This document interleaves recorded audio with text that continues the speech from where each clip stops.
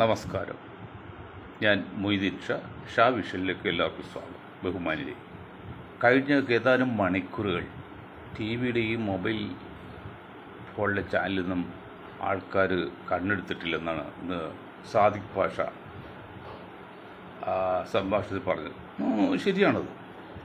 പക്ഷേ ഈ Iran Israel യുദ്ധവും അതിലൂടെ അനുഭവിച്ച് നടക്കുന്ന സംഭവങ്ങളെക്കുറിച്ച് പറയുന്നതിന് മുൻപായിട്ട് ഒന്ന് രണ്ട് പ്രാദേശിക കാര്യം പറഞ്ഞിട്ട് നമുക്ക് ആ വിഷയത്തിൽ കിടക്കാം. അതേക്കുറിച്ച് ആധികാരികമായിട്ടും ആധികാരികം അല്ലാതെ ഒരുപാട് ആൾക്കാർ പറഞ്ഞുകൊണ്ടിരിക്കുകയാണ്. പിന്നെ പോകാൻ മൊയ്തീൻ ഷാ പറഞ്ഞിട്ട് വലിയ കാര്യമൊന്നുമില്ല. എങ്കിൽ രണ്ടുമൂന്ന് വാക്ക് പറയാനുണ്ട്. ശരിയാണ്. അത് മറ്റൊന്നുമില്ല. ഇന്ന് ഞാൻ കുറേ ദിവസമായി 6 മാസമായെന്ന് പറയുന്നത് എറണാകുളം ഹൈക്കോടതി ജംഗ്ഷനിൽ വൈകിട്ട് നടക്കാൻ പോയപ്പോഴേ ഒരു വലിയ സ്ഥാപനം പൂട്ടിക്കിടക്കണം.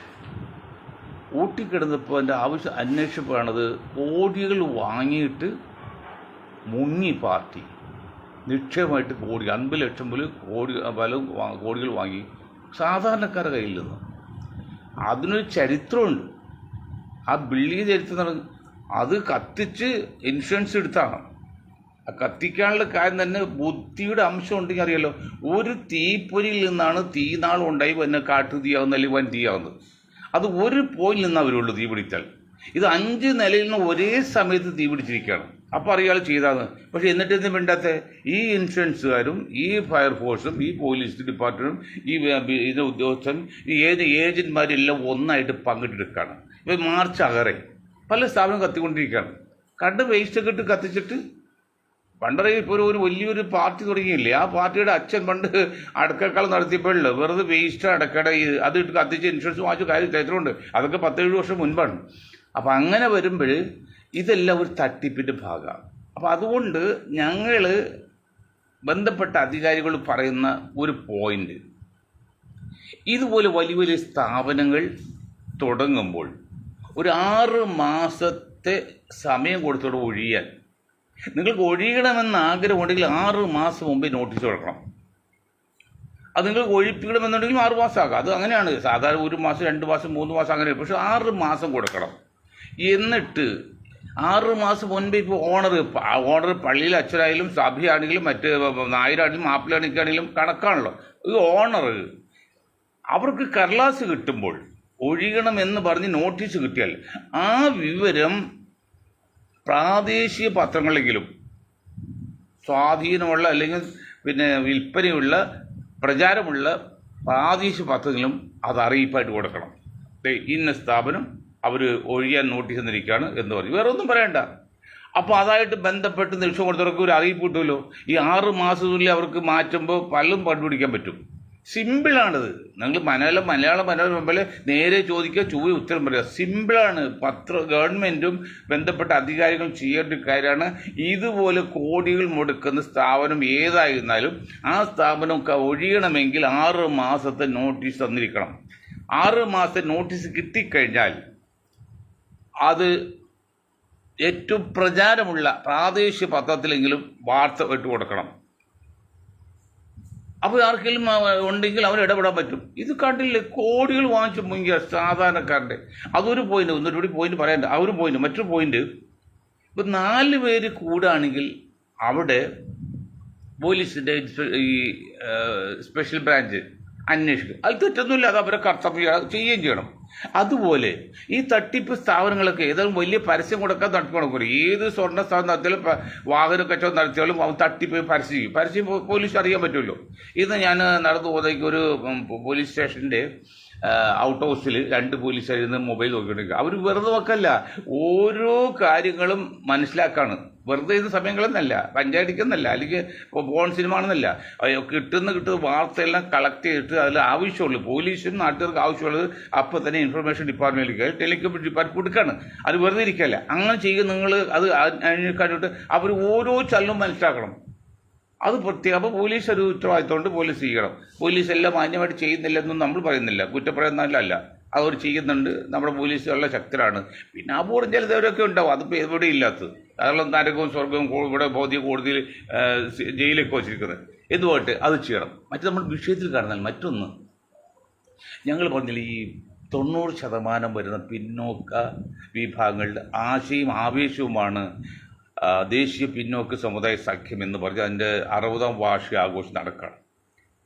നമ്മുടെ ഇന്ത്യയിലെ ബുദ്ധിജീവികളോടും പറയാണ്, അംബേദ്കർ ബുദ്ധിജീവിയായിരുന്നു. അംബേദ്കറിനെ കുറിച്ചോ ഗാന്ധിയെക്കുറിച്ചോ നെഹ്റുവിനെ കുറിച്ചോ മൗലാന ആസാദിനെ കുറിച്ചൊന്നും നമ്മളൊരു തെറ്റായ കാര്യം പറയാൻ പാടില്ല എന്നൊരു എഴുതപ്പെടാത്ത നിയമമുണ്ട്. എഴുതപ്പെട്ട നിയമമല്ല, എഴുതപ്പെടാത്ത ഒരു പരിധി ശരിയാണ്. ആ നിലയ്ക്ക് അംബേദ്കർ കാണിച്ച 2 വലിയ മണ്ഡലത്തിൽ ഞാൻ പറഞ്ഞല്ലോ. എന്താണ്? ഒന്ന്, നശിച്ചുകൊണ്ടിരിക്കുന്ന ഒരു ബുദ്ധമതത്തിലേക്ക് 5 ലക്ഷം ദളിതരായിട്ട് എന്ന് ചേർന്ന് അത് ബുദ്ധിയായതില്ല. മറ്റൊന്ന്, ഇരട്ട പൗരത്വം, ഇരട്ട വോട്ടുണ്ടായപ്പോൾ മഹാത്മാഗാന്ധിയുടെ ജീവൻ രക്ഷിക്കാൻ വേണ്ടി അദ്ദേഹം അത് പിൻവലിച്ചു. അങ്ങനെ ആത്മഹത്യ അത് പിൻവലിക്കാൻ പാടില്ല, അവൻ്റെ സമുദായം നല്ല. അപ്പോൾ എങ്കിലും അദ്ദേഹം ഒരു സംവരണ നിയമം ഉണ്ടാക്കി ഭരണഘടനയിൽ. സംവരണ നിയമം അത് ആദിവാസികൾക്കും പട്ടികജാതി വർഗത്തിനും ജനസംഖ്യാനുപായ സംവരണം ഉണ്ട്. അങ്ങനെയാണ് കേരളത്തിൽ 22%, കേരളത്തിൽ 12%, ഇപ്പോൾ 12%, പിന്നെ ദേശീയ ലെവലിൽ 22%. കാരണം 22% ഉണ്ടവർ ഇപ്പം അതില്ലെങ്കിലും അതൊക്കെ അവർക്ക് ന്യായമായിട്ട് കിട്ടുന്ന നല്ല കാര്യമാണ്. അത് 40% മുസ്ലിങ്ങൾ കേരളത്തിൽ കിട്ടുന്ന മൂലമൊന്നുള്ളൂ, 20% മുസ്ലിങ്ങൾക്ക് ഒന്നും കിട്ടുന്നില്ല. അപ്പം നമ്മൾ മനസ്സിലാക്കണം, ഈ ബുദ്ധിജീവികൾ, പ്രത്യേകിച്ച് സമുദായത്തിലെ ബുദ്ധിജീവികളെ നിങ്ങൾ ഒരു കാര്യം മനസ്സിലാക്കണം. എന്തേ നിങ്ങളുടെ ബുദ്ധി വർക്ക് ചെയ്യാത്തത്? ഇപ്പോൾ മഹാരാഷ്ട്രയിൽ 5% സംവരണം മുസ്ലിങ്ങൾക്ക് ഈ അടുത്ത കാലത്ത് ഏർപ്പെടുത്താണ്. അത് എടുത്തു കളഞ്ഞു. എന്ത് പ്രതികരിച്ചു? സോണിയാഗാന്ധി, രാഹുൽ ഗാന്ധി, പ്രിയങ്കയ്ക്ക് എന്ത് പ്രതികരിച്ചു? ഒന്നും പ്രതികരിച്ചില്ല. അവരൊന്നും ഒന്നും പ്രതീക്ഷിക്കുന്നില്ല. പക്ഷേ സമുദായത്തിലെ ബുദ്ധിജീവികൾക്ക് ഒരു കാര്യം പറയാം. അതെന്താണെന്നറിയോ? സംവരണം ദളിതുകൾക്ക് വെച്ച് ബാക്കിയുള്ളവർക്ക് സംവരണം നിർബന്ധമില്ല എന്ന് ഭരണഘടന പറയുന്നതെന്നാണ് ഇപ്പോൾ ഇത് എതിരാളി പറയുന്നത്. അതിലൊരു പോയിന്റ് ഇല്ലായില്ല. അതുകൊണ്ട് നിങ്ങൾ പറയുന്ന സംവരണം വേണ്ട, ക്ലോസേ വേണ്ട. പക്ഷേ ജനസംഖ്യയ്ക്ക് ആനുപാതികമായിട്ട് പ്രാതിനിധ്യം വേണം. സംവരണം പ്രാതിനിധ്യം തമ്മിൽ വ്യത്യാസമുണ്ട്. പ്രാതിനിധ്യം വേണം. സംവരണം എന്ന് പറഞ്ഞാൽ ചില വിഭാഗങ്ങൾ മാത്രമാണ്, അതിനെ വേണ്ടി എതിർക്കാം നമുക്ക്. പക്ഷെ പ്രാതിനിധ്യം എന്ന് പറഞ്ഞത് എല്ലാവർക്കുമാണ്. ഒരു സവർണനും മുന്നോക്കനും പിന്നോക്കമാണ്. അങ്ങനെ ജനസംഖ്യാനുപാതികമായ പ്രാതിനിധ്യം വേണം എന്ന് പറഞ്ഞാണ് നമ്മുടെ ദേശീയ പിന്നോക്ക സമുദായ സഖ്യത്തിൻ്റെ മുദ്രാവാക്യം തന്നെ. അതൊരു ഷായിസം എന്നും പറയും. അപ്പോൾ നിങ്ങൾ പറയുമ്പോൾ ഞങ്ങൾക്ക് നമുക്ക് വേണ്ടത് ജനസംഖ്യാനുപാതികമായ പ്രാതിനിധ്യമാണ്, ആഡിക്വേറ്റ് റെപ്രസെൻറ്റേഷൻ. അതൊരു കോടതിയിൽ തീർക്കാൻ പറ്റില്ല. ഒരു കോടതിക്ക് ഇടപെട്ട് സ്റ്റേ ചെയ്യാനും പറ്റില്ല. അങ്ങനെ ബുദ്ധി ഒന്ന് ചിന്തിക്കുക. എൻ്റെ മരമണ്ടന്മാരെ ഞാൻ പറഞ്ഞു, ഞാൻ ഉൾപ്പെടെ പറയാണ് മരമണ്ട, ഞാൻ ഉൾപ്പെടെ എന്നെ മാറ്റി നിർത്തല്ല. നിങ്ങൾ എന്തുകൊണ്ട് സമൂഹത്തിന് വേണ്ടി ചിന്തിക്കൂടാ? ഇത് പല ചോദ്യങ്ങളും കോടതിയിൽ എനിക്ക് ഉത്തരം പറയേണ്ടി വരുന്നു. എന്താണെന്നറിയോ? നിങ്ങൾ എന്താണ് ഈ മുസ്ലിങ്ങൾക്ക് വേണ്ടി വാദിക്കണോ? ഞാൻ ബഹുജൻ സമാജ് പാർട്ടിയിൽ പ്രവർത്തിച്ച അവരോട് സാറ് മുസ്ലിങ്ങൾക്ക് കൂടി വേണ്ടിയതാണ്, അല്ല മുസ്ലിങ്ങൾക്കല്ല, മുസ്ലിങ്ങൾക്ക് കൂടി വേണ്ടി വാദിക്കുന്നു. അത് നീതിക്ക് വേണ്ടി പ്രവർത്തിക്കുമ്പോൾ അത് ശരിയല്ലേ? എല്ലാവർക്കും നീതി വേണ്ടി, അപ്പോൾ മുസ്ലിങ്ങൾക്ക് വേണ്ടി. അതുകൊണ്ടാണ് മൊയ്തീൻ ഷായും ഗ്രൂപ്പും വാദിക്കല. മുസ്ലിങ്ങൾക്ക് വേണ്ടി വാദിക്കുന്ന ഒരു മുസ്ലിം സംഘടനയോ അല്ലെങ്കിൽ ഒരു മുസ്ലിം തീവ്രവാദവും അല്ല ഞങ്ങൾ പറയുന്നത്. ജനസംഖ്യക്ക് ആനുപാതികമായിട്ട് ആഡിക്വേറ്റ് റെപ്രസെൻറ്റേഷൻ ഉണ്ട് വേണം എന്ന് പറഞ്ഞാൽ ഒരു കോടതി എതിർക്കാൻ പറ്റില്ല. അതല്ലേ ന്യായം, അതല്ലേ സത്യം. അതിനുവേണ്ടി ശ്രമിക്കണം. ഇനിയെങ്കിലും മുസ്ലിം സമുദായത്തിലെ ബുദ്ധിജീവികളെ നിങ്ങൾ അങ്ങനെ ഒന്ന് ചിന്തിക്കുക. നിങ്ങളുടെ ബുദ്ധി വർക്ക് ചെയ്യട്ടെ, അങ്ങനെയും സമുദായത്തിൽ നിൽക്കട്ടെ. അപ്പം നമ്മൾ മൊയ്തീൻ ഷായെ സംബന്ധിച്ച് മുസ്ലിങ്ങൾക്ക് വേണ്ടി വാദിക്കുന്ന ഒരു പ്രസ്ഥാനം, ഒരു വ്യക്തിയല്ല മൊയ്തീൻ ഷാ. പക്ഷേ തുല്യനീതി, സാമൂഹ്യനീതി, വോയിസ് ഫോർ വോയിസ്ലെസ്, അങ്ങനെ ശബ്ദമില്ലാത്ത കൂടി ശബ്ദിക്കുന്ന സംഘടനയാണ് വോയിസ് ഓഫ് ജസ്റ്റിസ്, അല്ലെങ്കിൽ ഇപ്പോൾ പിന്നോക്ക സമുദായ സഖ്യം. അതാണ് ചെയ്യുന്നത്. മറ്റൊന്ന്, ഇപ്പോൾ രാഷ്ട്രീയത്തിൽ കിടക്കുമ്പോൾ അതുകൂടി പറ്റി കിടക്കാം. അതായത് ഒരു കാര്യം സതീഷ് ഉൾപ്പെടെ ഒരു കാര്യം മനസ്സിലാക്കണം. കാരണം ഇന്ത്യൻ നാഷണൽ കോൺഗ്രസിൻ്റെ അധംപതനത്തിൻ്റെ ആഴം അറിയണമെങ്കിൽ ഇന്ത്യൻ നാഷണൽ കോൺഗ്രസ് വിമർശിക്കാനുള്ള ശക്തി ഞങ്ങൾക്കില്ല. പക്ഷെ സത്യം ആർക്കും പറയാം, കേട്ടതിന് ഉത്തരം ആർക്കും പറയാവുന്നുണ്ട്. എന്താ പറഞ്ഞല്ലോ, നിങ്ങൾ ഇന്ന് പാർട്ടി ഡെവലപ്പ് ചെയ്യാൻ വേണ്ടി, പാർട്ടി രജിസ്റ്റർ ചെയ്യാൻ വേണ്ടി ഏജൻസി ഏൽപ്പിക്കണം. ഇവിടെ ബുദ്ധിജീവികളെ നെഹ്റുവിൻ്റെ കാലത്തും ഗാന്ധി കാലത്തും പിന്നെ മൗലാന ആസാന്റെ കാലത്തും ഒക്കെ എത്ര ഏജൻസി വെച്ച് അവനുണ്ട് പാർട്ടിയെക്കുറിച്ച്, അവൻ്റെ പാർട്ടിയുടെ അണികളുടെ വ്യവഹാരം അറിയാൻ പറ്റില്ലെങ്കിൽ നിങ്ങൾ നേതാവല്ലെന്നേ. കുറേ വർഷം ഈ ഇലക്ഷൻ വരുമ്പോൾ ഈ പാർട്ടിയുടെ വിജയത്തിന് വേണ്ടി ഒരു ഏജൻസിയെ, ആ ഏജൻസിക്ക് എന്തറിയാം? അവരെന്തറിയാം അതിന്? അതേസമയത്ത് പാർട്ടിയുടെ അടിയൊഴുക്കും ആഴത്തിൽ പഠിക്കാൻ പറ്റാത്ത നേതാവാണെങ്കിൽ അവൻ നേതാവല്ല. ഇനിയിപ്പോൾ കനകൂല് വന്നു, അതിനും പോയിട്ട് വേറെ ആൾ വന്നു, ആൾ പോയി അവസാനം പാർട്ടി ഉണ്ടാക്കി കോൺഗ്രസിനെ തകർത്തുകൊണ്ട്. ഇപ്പോൾ കനകൂല് പോയി, കനകൂല് വേറെ പാർട്ടി, അപ്പോൾ കോൺഗ്രസ് ക്ഷീണമാണ്. നിങ്ങൾക്ക് പറയേണ്ട ഒരു കാര്യമുണ്ട്. ഇങ്ങനെ ചിന്തിച്ചാൽ എന്താണ്, 10 സീറ്റിൽ കുറച്ചവർക്ക് മന്ത്രിസ്ഥാനം ഇല്ല. 10 സീറ്റിൽ മിനിമം വേണം ഒരു മന്ത്രിസ്ഥാനം കിട്ടി. ഇതെന്നറിയോ, 10 ആളെ ഉണ്ടാക്കി 10 നോട്ടീസ് അടിച്ച് അവൻ മന്ത്രി. ഇപ്പോൾ കടന്നപ്പള്ളി രാമചന്ദ്രന് LDF ബുദ്ധി ശക്തമായ LDF പോലും കടന്നപ്പള്ളി രാമചന്ദ്രന് മന്ത്രിസ്ഥാനം കൊടുത്ത് നശിപ്പിച്ചു കളഞ്ഞു. ഇവിടെ എന്താണ് ഇപ്പോൾ ഇവരൊക്കെ ജയിക്കുകയാണെങ്കിൽ ഷിബു ബേബി മറിച്ച് ഒരു മന്ത്രിസ്ഥാനം കൊടുക്കും. അതെന്താ കൊടുക്കുന്നത്? മിനിമം 10 പേരെങ്കിലും ഉണ്ട് ഒരു പാർട്ടിക്ക് മന്ത്രിസ്ഥാനം കൊടുക്കാവും. നിങ്ങൾ തീരുമാനിച്ചു നോക്ക്, ഒന്നും പേടിക്കാനില്ല. അല്ലെങ്കിൽ അതർവൈസ് എന്താണെന്നോ, നിങ്ങൾ വേണം മുസ്ലിം ലീഗ്, കോൺഗ്രസ്, ബാക്കി എല്ലാം കൊച്ചു കൊച്ചു പൈർക്കിലി പാടില്ല, അവരെല്ലാം യോജിച്ച് ഒറ്റ പേരിൽ നിൽക്കണം, അല്ലെങ്കിൽ മുന്നേ വിട്ടുപോകണമെന്ന് പറഞ്ഞാൽ ഒന്നും പേടിക്കാനില്ല. നിങ്ങൾ യോജിച്ച് ഒരു പേരിൽ എല്ലാം നിൽക്കണം. ഇവിടെ മുസ്ലിം ലീഗ് UDF സംബന്ധിച്ച് മുസ്ലിം ലീഗും കോൺഗ്രസ് ഒഴിച്ച് ബാക്കി എല്ലാ പാർട്ടികളും ഒരുമിച്ച് ഒരു പേരിൽ വരണം, അല്ലെങ്കിൽ നിങ്ങൾ മുന്നിൽ വിട്ടുപോകാം എന്ന് പറഞ്ഞാൽ UDF ജയിക്കുന്നേ. ഇപ്പോൾ ഈ പറഞ്ഞ ഈർക്കിലി പാർട്ടി എത്ര പേരുണ്ട് വോട്ട്? നിങ്ങൾ കേരള കോൺഗ്രസ്, കേരളം എത്ര വോട്ട്? ഞാൻ ഇന്നലെ പറഞ്ഞു, ആകെ 10% ഉള്ളു. ആ 10%-ൽ 10-1 കേരള കോൺഗ്രസ് ഇല്ല. അത് 5 കർഷകം എത്ര വരും? 1% ഇല്ല. ആകെയുള്ള ക്രിസ്ത്യൻ സമുദായത്തിന് 1% പോലും ഈ ഈർക്കിലി പാർട്ടികൾക്കില്ല. ഈ ജോണിൻ്റെ പാർട്ടിക്കില്ല, കേരള കോൺഗ്രസ് എസിനില്ല, എന്നാൽ ജോസഫ് ഗ്രൂപ്പിലില്ല. ജയിക്കും ഗ്രൂപ്പ് ഒരു വ്യക്തി മാത്രം, അതിന് കൊടുക്കണം മന്ത്രിസ്ഥാനം. എന്ത് ന്യായമാണോ കോൺഗ്രസിനത്? നൂറ്റാണ്ട് ഈ പ്രവർത്തിക്കുന്ന 16 പാർട്ടിയുള്ള കോൺഗ്രസ് പ്രവർത്തിക്കുന്ന ഒരുത്തർ മന്ത്രി ഒരു MLA ആകണമെങ്കിൽ പ്രയാസം. ഇന്നലെ വന്നവന് ഒരു നോട്ടീസും വെച്ച് ബോർഡും വെച്ച് ഉദാഹരണം ജയിക്കും ഗ്രൂപ്പ് അങ്ങനെ പിളർന്നു പോയിട്ട് ഇവ ജോസഫ് ഗ്രൂപ്പ്, പാണി ഗ്രൂപ്പ്, ഗീണി ഗ്രൂപ്പ്, ജോൺ ഗ്രൂപ്പ്, അതൊന്നും സമ്മതിക്കേണ്ടത്. നിങ്ങളുടെ കയ്യിൽ വോട്ടുണ്ട്, വോട്ട് ചെയ്യാൻ തയ്യാറാണ്. ഇവിടെ 40% മുസ്ലിം സമുദായത്തെ വോട്ട് നിങ്ങൾക്ക് UDF-ന് 97% ഉറപ്പാക്കിയിരിക്കണേ. നിങ്ങൾ ധൈര്യമായിട്ട് മുന്നോട്ട് പോകും, പക്ഷെ ന്യായമായിരിക്കണം. നിങ്ങൾ ഈ 2 പോയിന്റ് പറയണം. ഒന്നുകിൽ 10 MLA താഴെയുള്ളവർക്ക് മന്ത്രിസ്ഥാനം ഇല്ല, അല്ലെങ്കിൽ നിങ്ങൾ എല്ലാവരും കൂടി കോൺഗ്രസും മുസ്ലിം ലീഗ് വെച്ച് ബാക്കിയല്ല ഒരു പാർട്ടി ഒരു പേരിൽ പോവാം, നിങ്ങൾക്ക് 15 സീറ്റ് തരാം. ഇത് നാണക്കേടാണെന്നേ. 11, 12, 13, 17 BJPക്ക് 40-45 കാരണം അത് അണ്ടന് അടകൾ ചേർക്കാണ്. അതൊന്നും അത് അടിസ്ഥാനമില്ലാത്ത പാർട്ടിയാണല്ലോ. അല്ലെങ്കിൽ കേരളത്തിലാണെങ്കിലും ഏത് അണ്ടം ചെന്നാൽ ചേർക്കാണ്. അപ്പം അതൊന്നും ഒരു സ്ഥായിയായില്ല. അവർ BJP നയിക്കും, ബാക്കി പേരിന് വയ്ക്കുന്നുള്ളൂ. അപ്പോൾ കോൺഗ്രസ് അത് വേണ്ട. കോൺഗ്രസ് ചെയ്യേണ്ട ഒരു കാര്യം ഞാൻ പറഞ്ഞില്ല, ഒന്നുകിൽ 10 സീറ്റുകൾ മിനിമം വേണം മന്ത്രിസ്ഥാനം കിട്ടണമെങ്കിൽ, അല്ലെങ്കിൽ നിങ്ങളെല്ലാം ചേർന്ന് ഒരു പാർട്ടിയായിട്ട് വരണം. നാട്ടിലുണ്ട് സതീശ നിങ്ങൾക്ക് പറയാനായിട്ട്.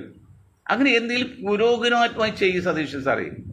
നിങ്ങൾ വികാരം കൊണ്ട് 10 സമ്മേളനത്തിൽ പറഞ്ഞിട്ട് കാര്യമൊന്നുമില്ല. നിങ്ങൾ കമ്മ്യൂണിസ്റ്റ് പാർട്ടിയെ കുറ്റപ്പെടുത്താം, അതല്ല വേണ്ടത്.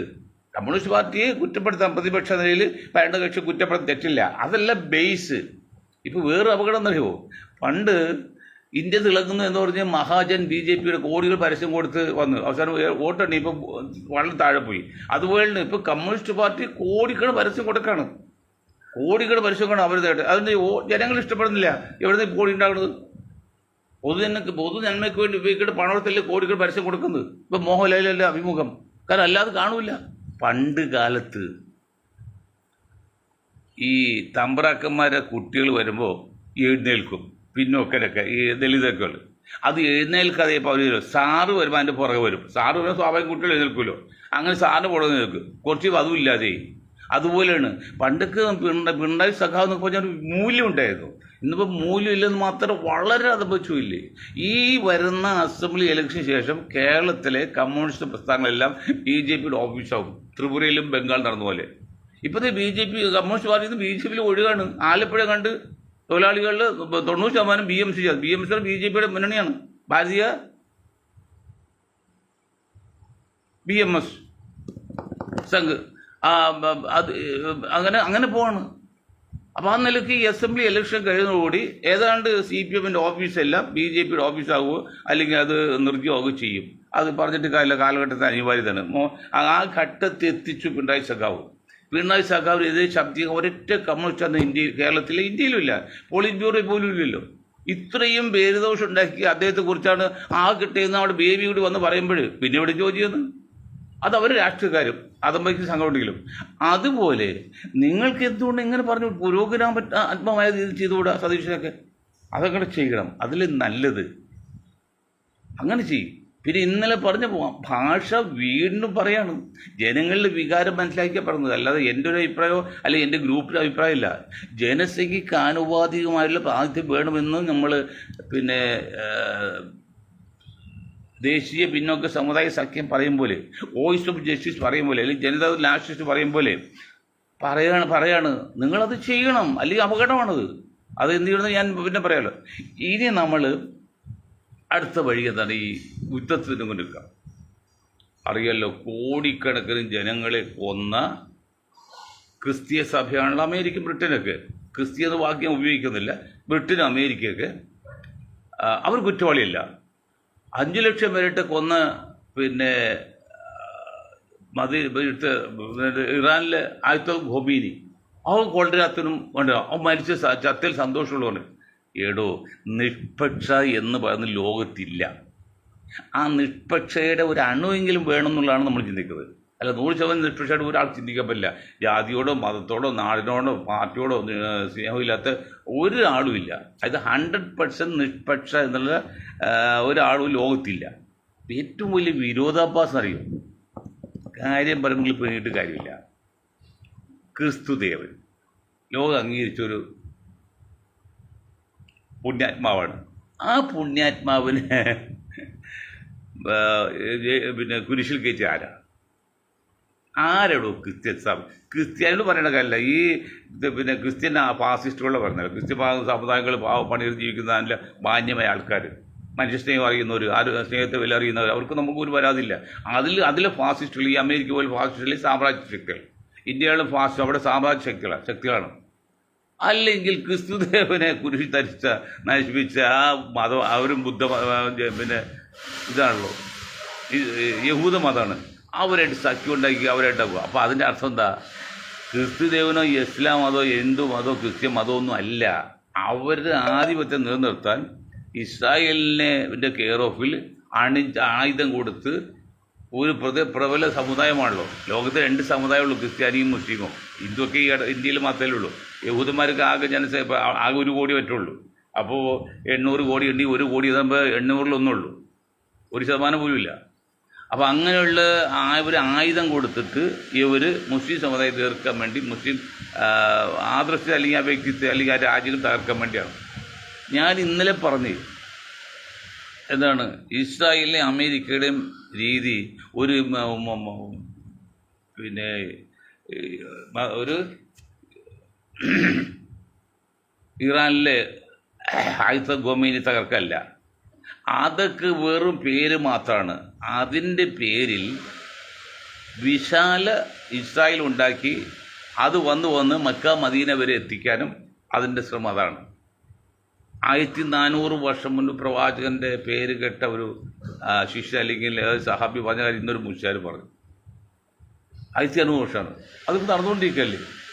ഇങ്ങനെ ഇസ്രായേൽ കേന്ദ്രമായിട്ട് അല്ലെങ്കിൽ പിന്നെ ഗാസയുടെ അവിടെ നിന്നൊക്കെ വരും, അത് അന്യാതിരപ്പെടും, പിന്നെ അത് മദീന വരെയും എത്തുന്നതൊക്കെ പറഞ്ഞു നിൽക്കുക. അത് കഴിഞ്ഞ് തുടങ്ങിയിട്ടുണ്ട്.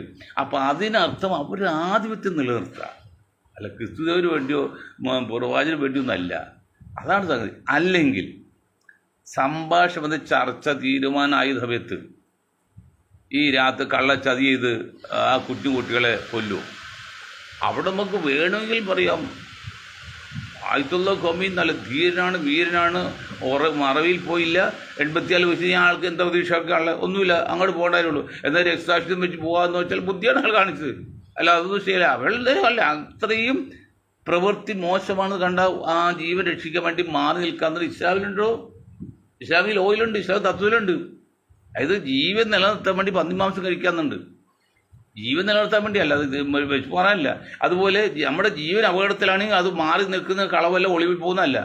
അതുപോലും ചെയ്യാതെ രക്തസാക്ഷിത്വം വഹിച്ചതിന് അർത്ഥം എന്താ വെച്ചാൽ അത് ഏതായാലും 85, 88, 86 വയസ്സായിട്ട് കഴിച്ചു, ഇനി ഒന്നും പ്രതീക്ഷയില്ല, അപ്പോൾ പോകാൻ നിൽക്കുകയാണ്, എന്നാൽ രക്തസാക്ഷിയായിട്ട് പോട്ടെ. അതൊന്നും ഒരു ബുദ്ധിയൊന്നുമല്ല. അതിൽ പൊക്കിയെടുക്കുന്ന ആൾക്കാരുണ്ട്. പണ്ട് സിദ്ധാം വിളിച്ച മുസ്ലിങ്ങൾക്ക് വേണ്ടി സദ്ദാം റോഡൊക്കെ ഉണ്ട്. സദ്ദാം കാണിച്ചത് എന്തും മണ്ടത്തര കാണിച്ചത്. അല്ലെങ്കിൽ മറ്റേ ലിബിയയിലെ കേണൽ ഗദ്ദാഫി. ഇവിടെ നമ്മൾ കാര്യം ചെയ്യണം. എൻ്റെ ജീവനം കളയാൻ ഈസിയാണെന്നേ, എൻ്റെ ജീവൻ നിലനിർത്താൻ പ്രയാസം. അതുപോലെ നിങ്ങൾ പേരെടുക്കാനും നല്ലതാണ്, പക്ഷെ അതിനൊക്കെ നല്ലത് ഒരു ജീവൻ കളയാതെ മുന്നോട്ട് പോകണം. കേണൽ ഗദ്ദാഫിയൊക്കെ അറിയാമല്ലോ അമേരിക്കയുടെ പണി ഇതാണ്. അപ്പോൾ കുറച്ചുകൂടി നയത്തിൽ നിന്നെങ്കിൽ ഈ സദ്ദാമിനോട് കുറച്ചുകൂടി നയത്തിൽ നിന്നിരുന്നെങ്കിൽ പോകാൻ പാടില്ലേ?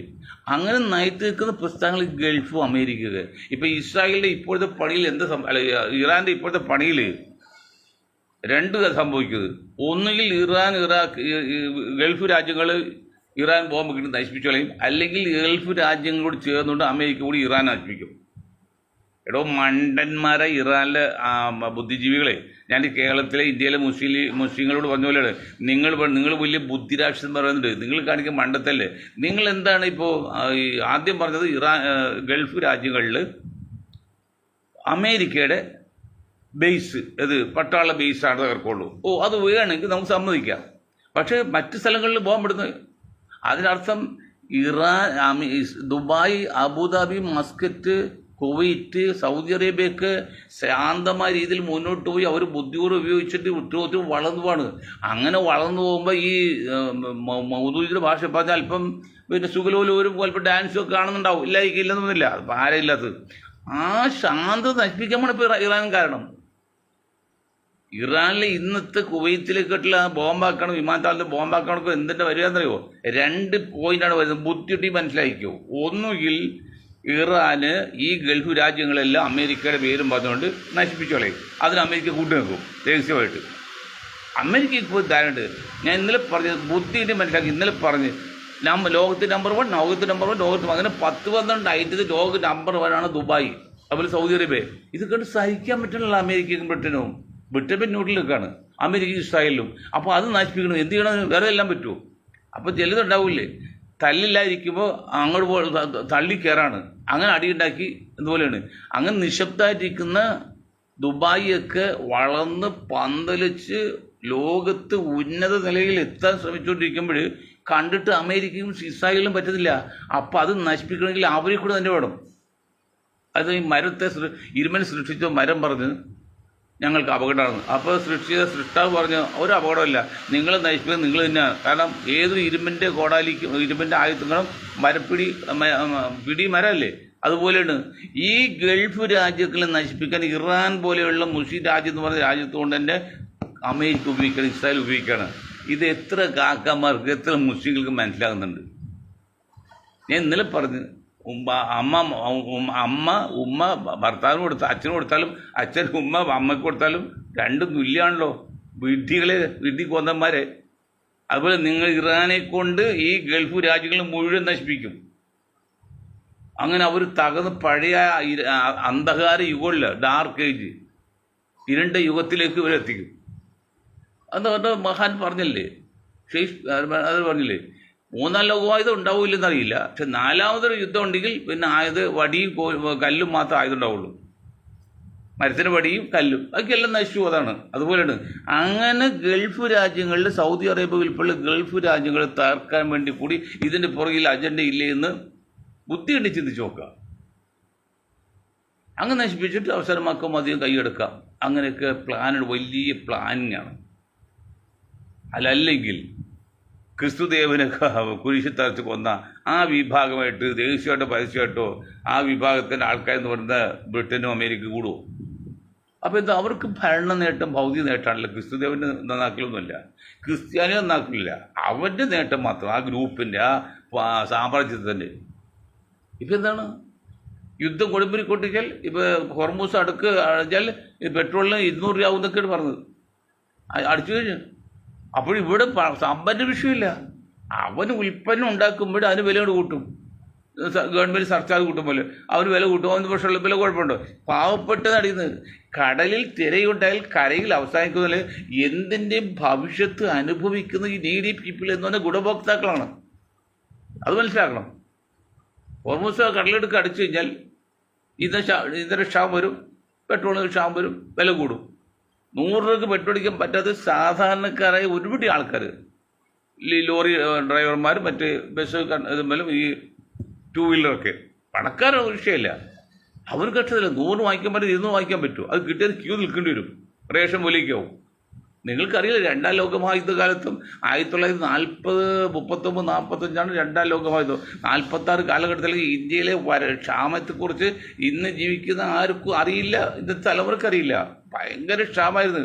അത് ഭാര്യയും ഭർത്താവും ഒരുമിച്ച് ക്യൂ നിന്ന് ഒരു മുഴം എന്ന് പറഞ്ഞാൽ ഒരു വാര എന്ന് പറഞ്ഞാൽ 1.25 വാര വെച്ചാണ് 1 മീറ്റർ.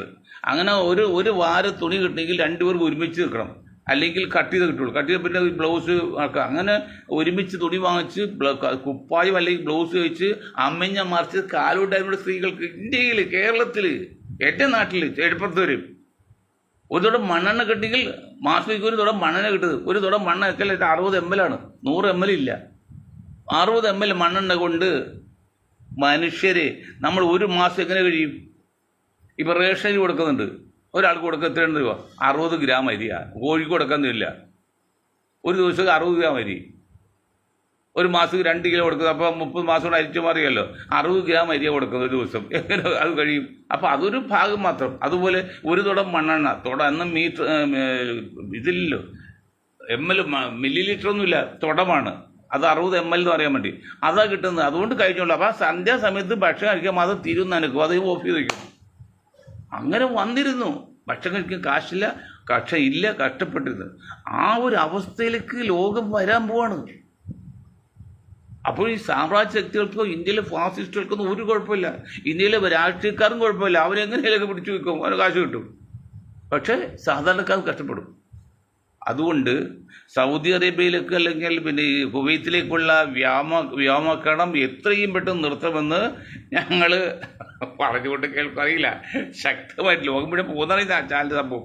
ഞങ്ങൾ ഇറാനോട് പറയാണ്, നിങ്ങൾ വേണമെങ്കിൽ അമേരിക്കയുടെ ബേസിൽ വേണമെങ്കിൽ ഒരു ന്യായം പറയാം. അതും തെറ്റാണ്, അന്യ നാട്ടിൽ ചെയ്യാൻ പാടുള്ളത്, അതുകൊണ്ട് ചെയ്യാം. അല്ലാതെ നിങ്ങൾ കുവൈത്തിലെ വിമാനത്താവളമൊക്കെ ബർജ് ദുബായിയൊക്കെ മിസൈലിടാന്ന് വെച്ചാൽ അല്ലെങ്കിൽ ട്രോള് ആക്രമിക്കാത്തിൽ തെറ്റാണ്. അപ്പം അങ്ങനെ നിങ്ങൾ ചെയ്യരുതെന്ന് വിനീതമായി പറഞ്ഞുകൊണ്ട് ഞാൻ എൻ്റെ വാക്കുകൾ നിർത്താണ്. നിങ്ങൾക്ക് ഒരായി നന്ദി. ജയ് ഹിന്ദ്.